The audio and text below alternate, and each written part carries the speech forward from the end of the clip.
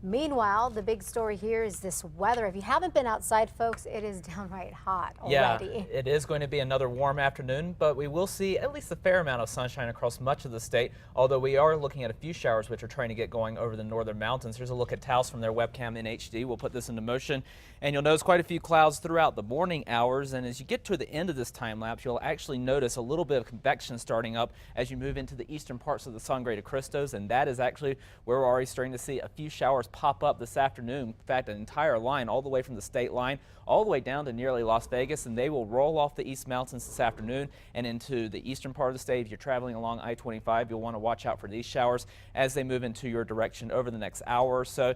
Over the Jemez Mountains, unfortunately, we're not seeing much in the way of precip, although the radar is picking up a little bit of that smoke from the Thompson Ridge fire. Here's a look at the metro, where we have a few clouds throughout the afternoon, and that will be the case throughout the day. 83 degrees the current temperature with an east-southeast wind at 9 miles per hour. We're looking at temperatures in the 70s across the northern portion of the state, into the 80s and 90s down to the south. It won't be quite as hot as yesterday across the south, although we will be making a run toward 100 degrees once again. But some changes are on the way, and we're already starting to see those changes across the northeastern part of the state. Relative humidities are starting to bump up across the northeast as a backdoor cold front starts to move into the northeastern part of the state. It will eventually slide across the rest of the state, and we'll see much better chances of getting showers over the next couple of days. But along with that shower activity, we're also going to see those winds elevate as well. We're looking at 22-mile-per-hour wind gusts from Taos over to Las Vegas, 26 in Santa Fe, and 25 in Los Alamos. These winds definitely not helping the firefighting situation across the north, but hopefully in the next couple of days we'll get a better shot of getting a few wetting showers across the northern portion of the state and into other portions of the state as well. But today, mostly sunny skies will be the thing to watch out for. But as we move into the next 24 to 48 hours, we had those storms set up just to our east yesterday, and that moisture from the storms has pushed out of these storms and into the eastern part of the state for today. That's where we're starting to see those relative humidities go up in the northeast, and we'll actually have a chance at a couple of showers in that part of the state throughout the afternoon today.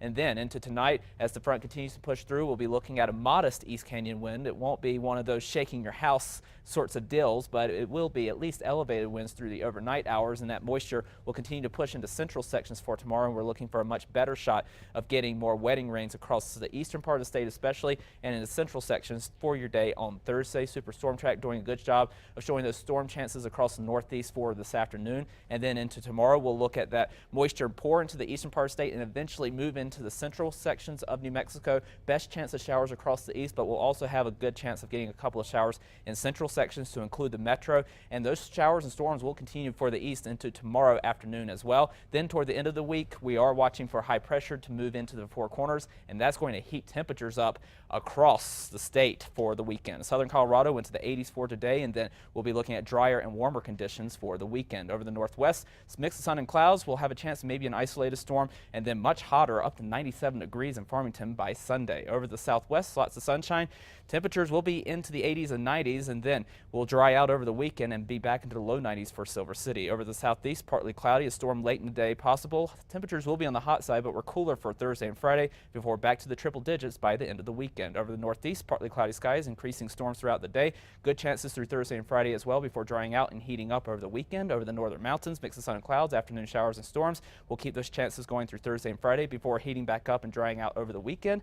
Over the east mountains, partly cloudy skies, temperatures in the mid to upper 80s. In the metro, we'll top out in the upper 80s to near 90 degrees with a chance that maybe a spot storm late in the day. We'll have better chances for Thursday and Friday with cooler temperatures, but then we're back into the 90s by the weekend, even near 100 degrees by Sunday. Wow. Okay, so I guess enjoy the 80s while they last. Yes, and enjoy the showers. Yes, exactly. John, thank you.